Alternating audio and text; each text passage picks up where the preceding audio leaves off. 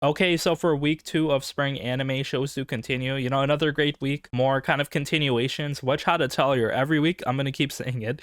It's so good. Just like the third episode this week was insane. Every Monday we start our week with like such a good high quality episode, and then the adventures of Coco are so wholesome. I'm gonna talk about it. ReZero kind of escalates again, so yeah, we're kind of getting straight into another battle. So yeah, really liking the story progression, and every episode is like really good quality so far. Other stuff continues, the Yuri vibes from Botan getting drunk. We got some other good progressions. The 4th season show goes on. Akane-banashi also kind of continuing Akane's early journey. Marriagetoxin is like kind of fun, and then yeah, a lot of other stuff continues. More fantasy shows, a lot of like romance continuations as well. So yeah, that's nice. There's like a new anime on Netflix. They dropped like 7 episodes. It's called Dandelion. But yeah, the premise seems to be like there's like angels in this world that are just like random businessmen, and they're tasked to kill people that don't want to die. So yeah, they're like kind of grim reapers following these like kind of ghost people with lingering regrets. Kind of like a funny story there. I'll probably check it out, as the weeks continue. And yeah, let's get started. So yeah, for Which Had to Tell You, we have episode 3, and this episode was beautiful as well. I wasn't expecting them to top the first episode quality and storytelling, fun, magic feel so quickly, but yeah, episode 3 is like one of my favorites so far. So yeah, Coco, she's tasked to do a apprentice exam. Agate forces her. Coco, she can't do it, like she just learned the basics so far. And then also, to add insult to injury, the test is the hardest it's been. It's called the Dada Mountains. They're like kind of floating balls in the sky, and it's like at the highest elevation at this time. So yeah, it's gonna be hard. Kifri tells us that he wouldn't make her do it, but then he's out of town. He went to the underground wizard's tower area to kind of pick up stuff for Coco. So yeah, he left Agate and care for her, and yeah, Agate's like kind of hazing her.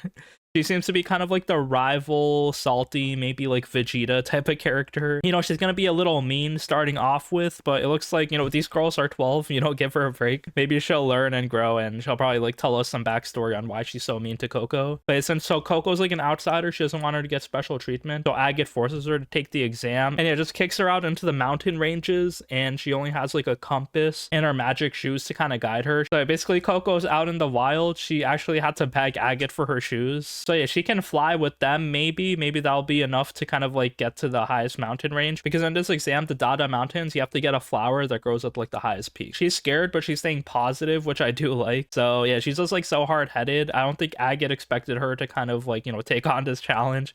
I think she expected her to give up, but yeah, Coco will not give up. She loves magic. Also, she has the motivation of saving her mother, so yeah, she can't really fail here. We get some interesting lore with the magic shoes, where there's like a half seal on each side, so if you bring them together, it activates the spell to make you fly. The thing is, it's like pretty hard to control. Also, it kind of like makes you float, but not like fly fully. So Coco can't really control it, and it can't really get her high enough to get to the Dada mountain ranges. So basically, she's like trying to go up, float. She gets to some of the lower mountain ranges, but then the wind kind of blows her away. She kind of grabs onto a vine, and then she finds the brush bug. So yeah, it's like a cute kind of mascot character. It's like this long fluffy stick guy. And yeah, Coco actually falls down into the lake after getting scared by the brush bug, and then he kind of like gets attached to her, but at the same time her stuff is gone. So like her ink got waterlogged, it broke, and the seal on her magic shoes also kind of fades away. So she can't fly anymore, and she can't draw. It looks like there's no coming back from this. And then she reminisces on how like everyone else is so skilled. They grew up with magic. She's an outsider, so yeah, maybe she doesn't belong here. She's thinking of giving up, but then no, she doesn't. She realizes she has her own skills to kind of bring to the table. So she's able to improvise. She uses like her bag of spilled ink, kind of ties it up with a rock, and uses it as like a makeshift pencil, because yeah, that's like the tool she was using when she was like working with her mom. So yeah, she doesn't give up. She also takes her cloak and is able to draw like a giant magic casting seal on it. So yeah, she kind of realizes that the spell she got from the shoes, maybe she can just like make it bigger and make the boat fly. So yeah, it's such like a great scene. The music was also like insane. So yeah, definitely need the soundtrack, because yeah, the magic fantasy vibes go so hard. And it's basically a spell with only one symbol on it. It's like the wind symbol and a giant arrow pointing at it. So yeah, it looks like it's gonna be a strong gust of wind just like blowing downwards. So yeah, she activates it, and the boat begins to kind of fly, but since she pointed it downwards instead of upwards, the boat kind of like flips over actually, and then the sail breaks. But then yeah, she's able to grab onto the sail, so she makes a glider. So yeah, it's like the boat sail just like flying up in the air. She's grabbing it. She like kind of does a backflip on it, kind of fully put her like arms and legs on it, and she's basically able to fly with her wind spell. And you know, such a cute scene seeing her mom help her, like the father-son Kamehameha, as they were drawing together. And yeah, she's just like flying into the mountain ranges. She's able to grab the flower. It took her multiple attempts though. I like how they made her struggle a bit because yeah, you know, magic is still hard. Her life is like on the line. This is so dangerous, and she had to put like maximum effort to get the flower. So yeah, she finally gets it. She like bumps her arm onto the mountain range and grabs the flower, and she did it. Episode over. She goes back home. Everyone is shocked. Hifri is there. No one expected her to even pass the exam at the hardest point when she only had like less than a week of magic training, and she did it. So yeah, Agate sees this. She's so salty. She just like walks away. Coco is like, yo, I did it.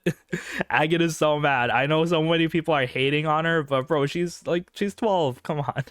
She'll get better. But yeah, basically she did risk Coco's life here. She didn't know how dumb and hard-headed Coco is to kind of like, you know, finish this exam. And yeah, you know, Coco, our main character, she's able to like kind of use her intellect, use her skills to kind of, you know, problem solve. And basically, I guess she's an official apprentice. Jeffrey gives her magic outfit that I guess she'll wear throughout the season. So a cute scene there. Coco is all geared up, official apprentice here. And yeah, we'll see how stuff continues. But yeah, I really like the early progression so far. There's a lot of cute moments, a lot of serious moments, and then, you know, fun, whimsical, you know, happy moments with Coco. Also, after that, we have ReZero Season 4, Episode 2. So yeah, we kind of continue our adventures in the desert.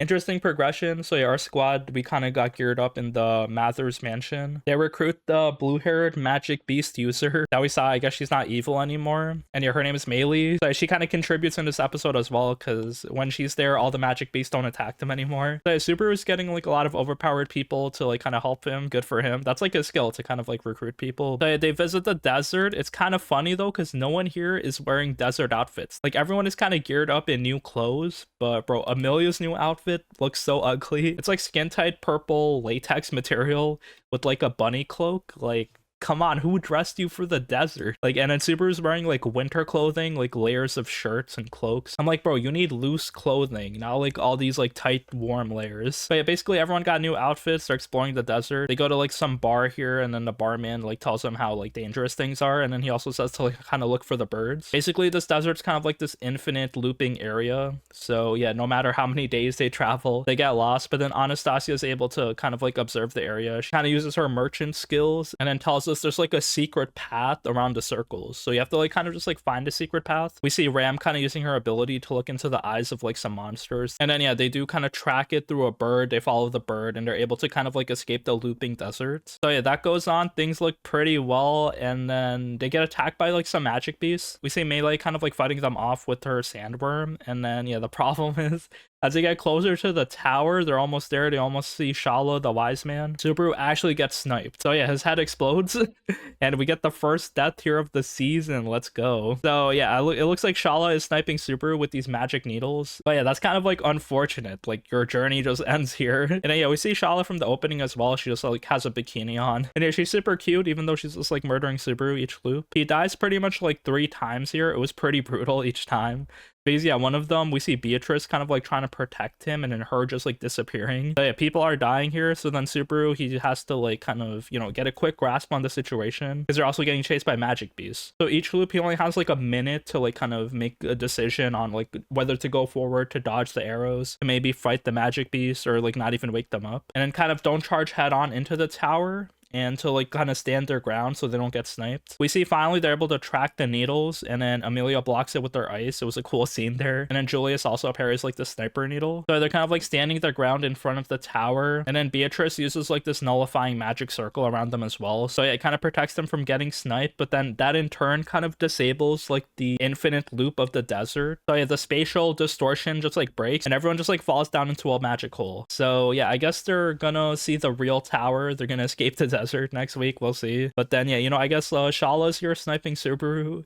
Great introduction for her. Some other stuff goes on. So Daemons of the Shadow Realm continues. The story is opening up a bit. So yeah, our main dude Yuru, he's just exploring like the big city life after being, you know, stuck into mountains all this time. His demons also seem to be as clueless as him. They're giving us some setup, some lore on like the evil faction that's like hunting them, and then how like their village was trying to protect them, how Yuru's mom was an outsider and then they left with the daughter. So he's trying to get like answers about like everything. We're just as lost as he is. He's hanging out with like his guardians, Dara. And yeah, I guess there's all like some villains out here with their own demons that might also hunt them down. So yeah, we'll see how things kind of continue. But a cool kind of like urban fantasy setting so far, I guess. I'm not like fully sold on the show yet, so yeah, we'll just see how like the story continues. But you know, the quality is like pretty decent, and I guess it's like a fun new world to follow. Also, yeah, Botan Kamiina fully blossoms when drunk. So yeah, Botan, she keeps drinking every week, just like wholesome continuation, and she also gets aggressively lesbian as well. So yeah, I like her like kind of aggressive nature as she's drinking. I love like all the wholesome cute girls doing cute things as well. It looks like these girls, they're still like clueless about alcohol, you know, they're just like experimenting. They actually go to an alcohol shop because one of the other girls, she also wants to drink with the RA herself, so she's kind of jealous that Botan gets to do it. So basically Botan risks up the RA, but yeah, some other girls are like hanging out at their dorm, so they kind of just like explore the area on their off days. It's like a fun cute setting, cute girls just like chilling and them drinking in like different environments. They were drinking beer at like the outdoor park area, and then they go to like this boutique that also serves some champagne as Botan kind of goes clothes shopping with the RA. The pacing so far is just like kind of chill and slow, so yeah, the gimmick isn't getting old yet, but you know, the vibes are pretty relaxing.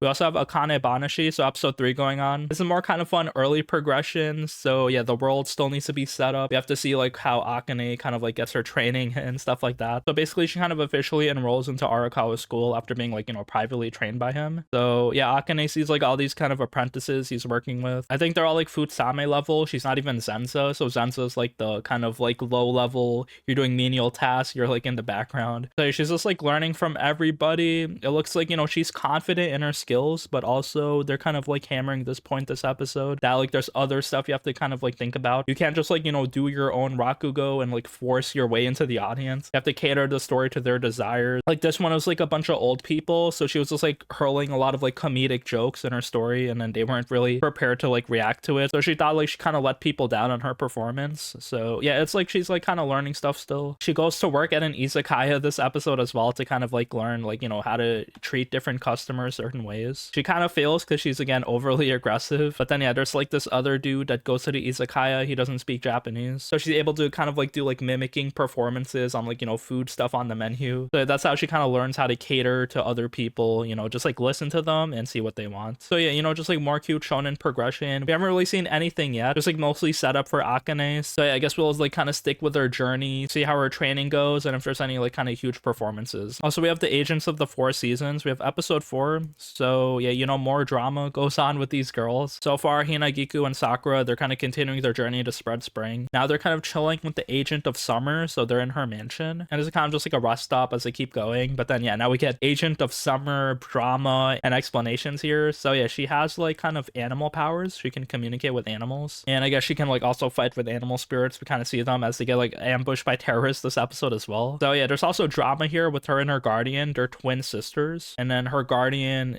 is like getting married, so then the Agent of Summer feels betrayed that like, you know, they do everything together. There's like some Yuri incest vibes there between them. They both kind of feel betrayed at each other, that they don't share everything anymore. So they kind of got to open that can of worms as like the Summer agent is like shutting herself in. But yeah, we don't have time to worry about that for now because there's terrorists attacking them in the house. So we see Sakura kind of like defending Hinagiku in the room with her sword, but then she seems shaky, like she's like scared, has some trauma where she can't really like maybe protect Hinagiku. She like has doubt in herself. I'm kind of a bit disappointed, not fully, because yeah, I get the struggle she's going through, but you're getting attacked by terrorists, you have to lock in. She's struggling to even pull out her sword. She's like hitting them with the handle. I'm like, bro, these dudes are armed, they have weapons, they have armor. So yeah, I'm kind of like let down that Sakura didn't kill one of the terrorists, because yeah, it was only one guy, because the Agent of Winter, we see like he sent some other guys to also defend them, but if he wasn't there, they would have to deal with like, you know, 5-10 different dudes. So basically I was kind of disappointed that Sakura was not defending Hinagiku, not locking in after she talked so much big talk about like, you know, defending her and never letting her get harmed. So it was like a slight disappointment I felt, but I saw what like the author was kind of going for, where yeah, Sakura does have that doubt in herself. She probably doesn't want to kill people. So, yeah, I'm not expecting Sakura to go sicko mode, just like slash everyone with her sword one shot. But yeah, I also thought like her reaction of not locking in when you're getting attacked by terrorists was a bit whatever. And then basically yeah, they're still chilling at the mansion. Now they have some time to talk. We see both of the Summer people are like arguing with each other. So just like, you know, cute progression, good drama with everybody. I like the storytelling because yeah, we get like snippets of like different characters.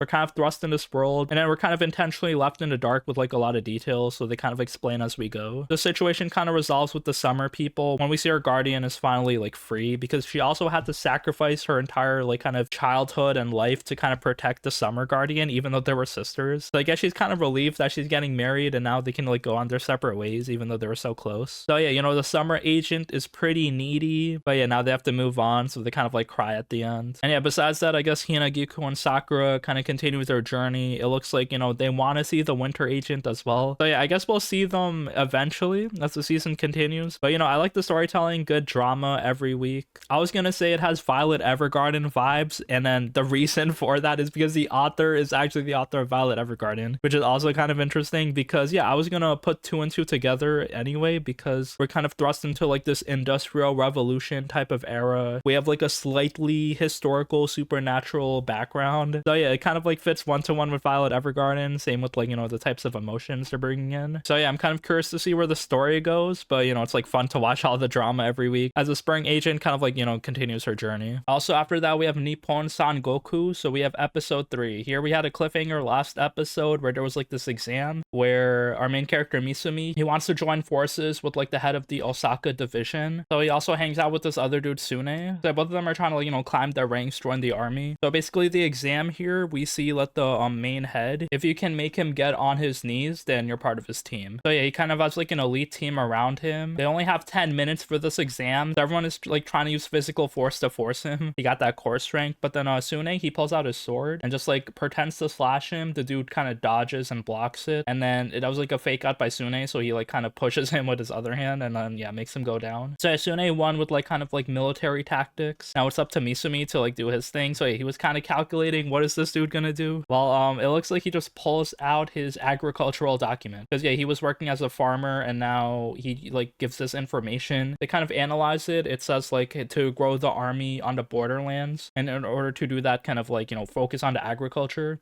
If you have the soldiers work on the farming as well, then you can like grow the army to like 100,000 people on the borderlands. It makes them able to spread out and fight like neighboring nations quicker. So basically he has this whole kind of agricultural plan. It's pretty impressive, but then he can't really get the guy to go on his knees. So he's like, yeah, you can take credit, I don't care. And I guess the head guy's kind of sympathetic to him. He sees his potential.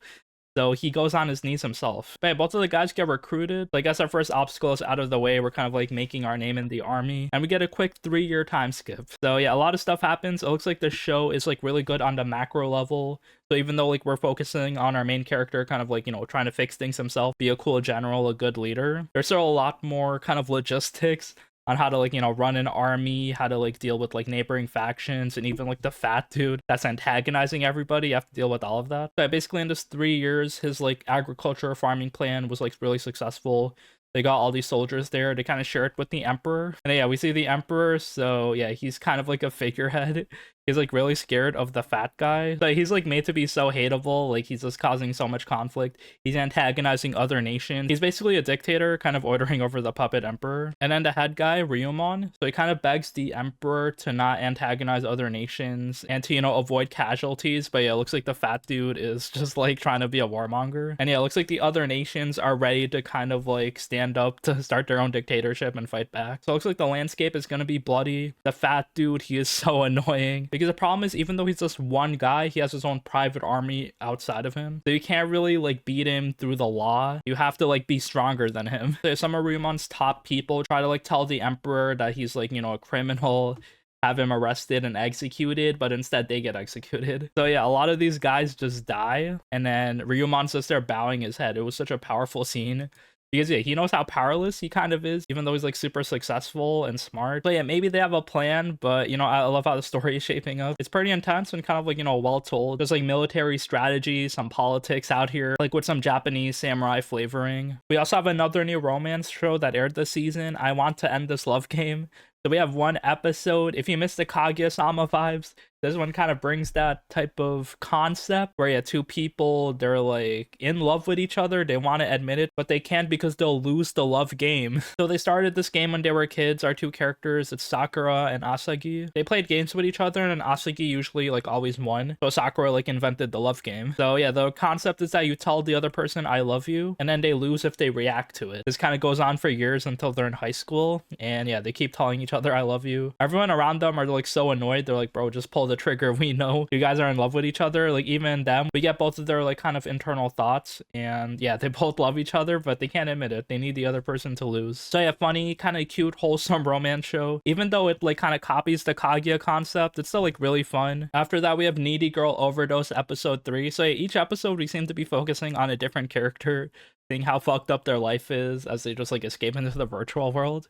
Here we actually get the main girl's point of view, so the needy girl, her backstory. So yeah, she's a successful VTuber now, idol, and now yeah, we see like her childhood where her parents, they kind of divorced. And then she liked hanging out with the dad. He gave her entertainment. They're in the countryside. They're chilling. But then I guess she had trouble sleeping. So then she like walked away from home one day. And then her mom was just like able to get custody. So now she's kind of stuck with Tokyo with her home mom. Yeah, it's just like a fucked up life for her. She gets bullied in school, stuff like that. But then she realizes, I can use the bullies. I can use everybody. It's kind of like a defense mechanism. It has like some Taco Bee vibes with like, you know, she's kind of manipulating people, learning like bad lessons from her mom. But yeah, basically this episode was framed like really well, just like showing this backstory of this girl. So I'm not sure if we know the full scope of what happened. I don't think this girl murdered her mom, but it looks like she's like beating her up after getting mad. And it looks like she convinced one of the other dudes who was getting bullied to like kind of fight back against his bullies. So it looks like she's just using people. Maybe she kind of like forces that persona onto her idol life. And now at least she's like kind of trying to spread positivity. I do like her K-Angel persona because she's just like so confident. She tells everybody, don't worry, just follow me, I got you. It's a really good, interesting look into K-Angel's life. She's still kind of like a drug addict, and I guess she has like pressures being the K-Angel, but you know, she's like living her life, so yeah, we'll see how the story goes. Also after that, we have Wistoria, Wand and Sword season 2, so we have 2 episodes so far. Yeah, first episode we saw Will,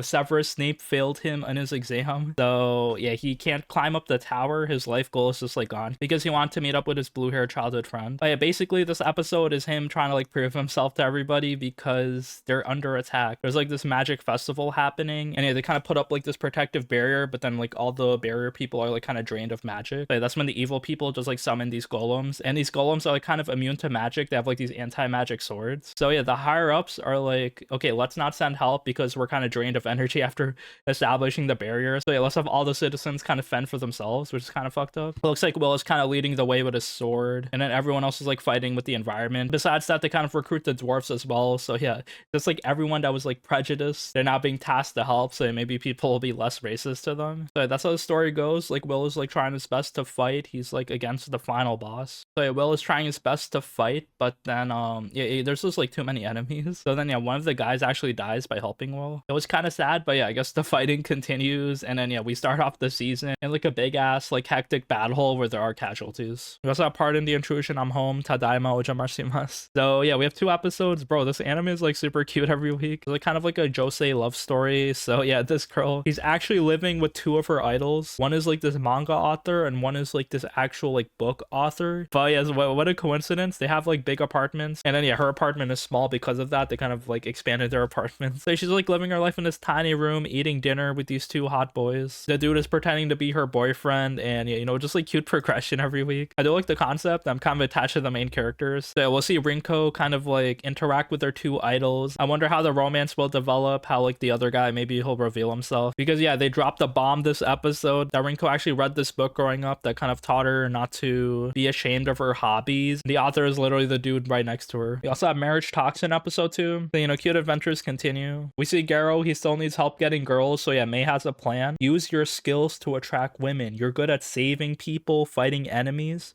So instead of, you know, killing people, torturing them, rescue people. So they go to see like the underground bounty requests, and then one of them is like this art thief. She's kind of like stealing art that was already stolen. She's trying to like return it to people, but then yeah, she gets captured, so he kind of like rescues her.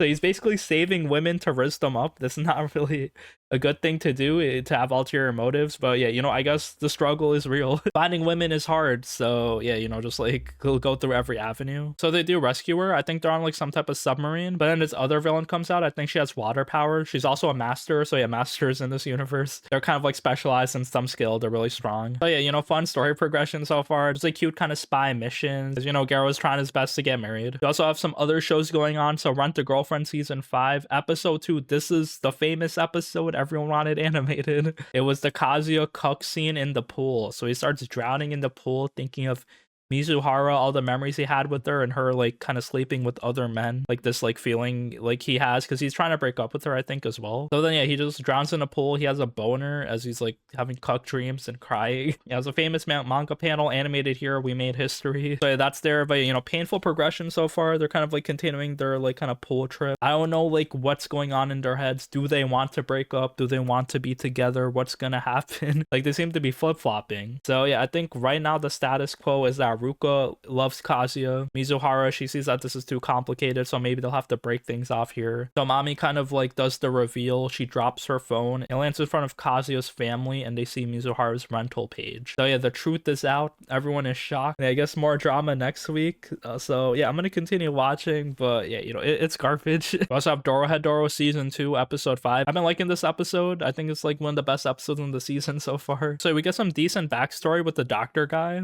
So yeah, he said this is like the first patient he saved. There's someone that was human, and then he experimented on him to make him a sorcerer after like, you know, he was dying on one of these missions. And then yeah, apparently he thought he died, but like since the grave was empty, we realized that this guy might be, you know, a villain that they're gonna chase after. So it looks like Shin, Noi, and the doctor, they're all like kind of teaming up to find this guy. And after that, we also get Abisu. So she kind of like runs away from En after like she kind of like got her memories back. And then yeah, she realizes that her parents are waiting for her because she got like, you know, kidnapped. So basically she's like kind of struggling to go back home, dealing with her emotions, meeting her family. We also see the other mascot is kind of fond of her. He's also trying to like follow her, but then she kind of shakes him off. And then basically when Abisu goes back home, she gets scared because there's this fake Abisu here. It's like her body double. It's like a kind of like sorcerer power. So there's like this toothpaste head sorcerer. He kind of just like makes clones of people. So it looks like Abisu's parents, they kind of like cared about her too much that they made a clone of her. And then this clone turned evil. It's like so scary that the parents ran away. So Abisu is just like running away in the mansion because the clone's trying to kill her. And Abisu kind of like fights it off after using her smoke power. After that, we see some other stuff happening with Nikaido and Kaiman. So Kaiman's actually turning human. Like slowly, I guess he got his memories back.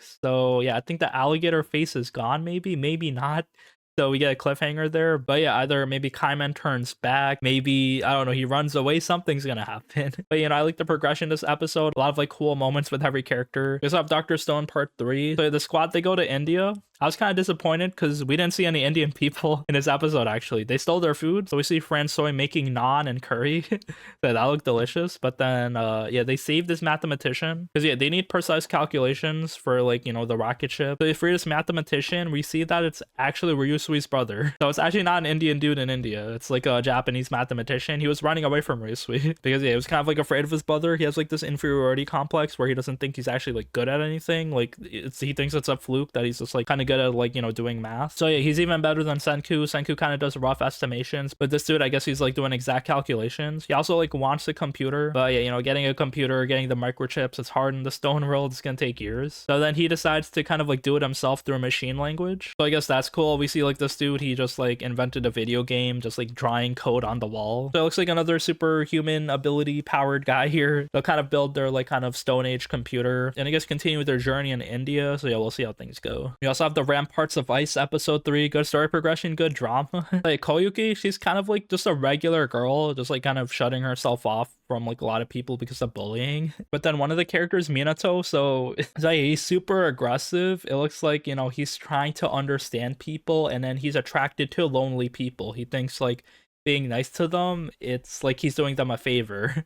So it looks like, yeah, Koyuki is his next target, but then he doesn't realize that she doesn't fuck with him. And then she's actually not really lonely herself. She has friends. It's just that, you know, she's been shutting herself off as like a defense mechanism. So yeah, you know, Minato doesn't realize that Koyuki's just a regular girl, treat her like that. He's just trying to get into her head, understand like what she's feeling and going through. So yeah, he's like overthinking. It's really funny seeing their dynamic because yeah, there's just like so many misunderstandings built between them on purpose. So, you know, it's just like funny developments from their friend group. It looks like, you know, a lot of people in this group are a little fake, showing like a exaggerated personality. So yeah, I think shit will get real as, you know, more characters talk to each other. We get their real personality. It'll take some time, some conversations. We also have other romance shows going on. Gal can't be kind to Otaku. So yeah, we have the second episode so far, you know, just like more cute, wholesome continuation. Both of the girls are hanging out at Otaku-kun's house. We see Amane, she's kind of like the serious girl, and now she's like getting all nerdy as they watch like their favorite show together. And then a blonde girl, Ichiji, she's also there just like, you know, having fun, easygoing. You know, just like this guy sharing his hobby with these two girls. It's again very self-inserty, but you know, he's just doing his thing. We see that he has some skills, so he's not just like a blank slate character. He's able to like kind of draw like kind of fan art. He uploads it. So he's kind of like a small-time artist for his favorite series. So yeah, that's cool. So you know, he's just like a good guy, just like hanging out with these girls, helping them sometimes. And yeah, I guess the relationship is developing. It's super wholesome, even though you know the anime self-inserts a lot. It still feels pretty good. Also, the opening is by Idol, a K-pop band. It's called Hide and Seek. So yeah, I really like the opening song for the show. It did took his time to torture Princess last season. So I guess these K-pop artists, they're weebs. They're working on some anime sometimes. There's also a summer romance show. I made friends with the second prettiest girl in my class. So yeah, again, similar types of developments. Like this dude getting closer to both the girls. He's actually making friends with the first prettiest girl as well. And then yeah, he actually goes on a date with the second prettiest girl. It looks like the second prettiest girl, she wants to kind of keep things low-key from the first prettiest girl. But now the first prettiest girl is actually making moves on him. I have to kind of like learn their names. I'll learn them next week, I promise. But yeah, I'll just call them the first and second prettiest so far. And you know, just like cute progression. We also have like this new kind of cute magic show as well. There's one episode so far. It's called The Classroom of a Black Cat and a Witch. It's kind of weird. There's like some fan service vibes here as well. But yeah, basically the premise is that this main girl, she wants to learn magic, but she can't. Trying her hardest, but then she actually has life magic she doesn't really know about. She can use it passively to heal her wounds. And then yeah, she can also do like some other stuff with it. But yeah, the main thing, she sees like this cat that's cursed. So we realize that this cat is like this sage that's like really strong, but got cursed to be a cat. And then this sage, she actually looked up to him. So yeah, she doesn't realize this is like the magician that she looked up to. But then yeah, like he kind of like teaches her magic, I guess. And then he gives her an ultimatum to get like a grimoire to free him in this library. Basically, long story short, a lot of stuff happened. They find like the secret room in the library, but then they get attacked. And then the cat is able to save her because she can use her life magic to turn him back into a wizard. But then the problem is she has to kiss his ass. Like literally, she has to kiss the cat's butt. Why'd they have to do that? They could have done a kiss on the lips, but not. So I assume the whole season, the whole series, she's gonna have to do this. So she kisses the cat's ass. He turns back into like the magic human wizard that she looked up to. And he kind of like saves her against all the monsters. So I guess like the only way to undo the curse is to have her magic be really strong as the same level as this guy. And then only then will the magic spell be dispelled. So yeah, that would be like a cute fan service witch show. And then the fact that she has to kiss the cat's ass was just like so weird. So I don't know how I feel about it. I'm still gonna watch because it's like, you know, a funny show. We also have the warrior princess, barbarian prince romance show. So it looks like the princess, she gets like some freedoms maybe. She doesn't really try to escape. I guess because they're warning her there's monsters around, so it's not really worth escaping. So basically they kind of just like feed her, make her, you know, hang out with everybody. She's able to eat this dragon meat. I still don't like the slavery forced marriage storyline so far, but I can see like what they're trying to go for. Where it's just supposed to be like a comedy show. It's kind of like a spin on the hard-headed female knight trope. She's gonna be tsundere, embarrassed all the time. So again, I don't really like this story, but I can see like what they're going for. And yeah, that's it for the shows this week. Thank you for watching. Again, watch How to Atelier